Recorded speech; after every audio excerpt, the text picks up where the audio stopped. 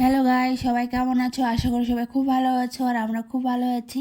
আজকে আমরা চলে আসছি গুলমা মনেস্ট্রি, বুদ্ধ মনেস্ট্রিতে, সেটাতে ঘুরতে। আর এখানে দেখতেই পাচ্ছ কতজন ঘুরতে আসে, কত ভিড়। তো এই বুদ্ধ মন্দিরটা আমি এর আগেও একবার আসলাম, তো তখন মানে অত মন ভরায় নাই ঘুরে, তো আর তাই আবারও চলে এলাম। তো সত্যি জায়গাটা প্রচণ্ড সুন্দর। আর সেখানে তোমরা ফ্যামিলি নিয়ে আসতে পারো, অনেক সুন্দর সুন্দর টাইম স্পেন্ড করতে পারবে আর অনেক ফটো তুলতে পারবে। খুব ভালো লাগলো। আর এই যে প্রণাম বুদ্ধ দেবকে।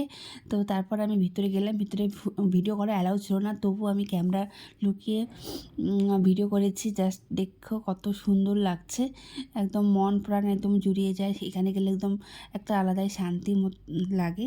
তো যাই হোক, সেটা আমার যে কোনো মন্দিরে গেলে সেই শান্তিটাই ফিল হয়।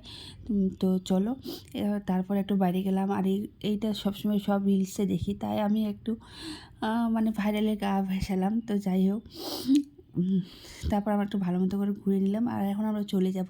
এই একটা ছোট্ট একটা মিনি ব্লগ তোমাদের সাথে শেয়ার করলাম। ভালো লাগলে অবশ্যই লাইক কমেন্ট অ্যান্ড শেয়ার করো।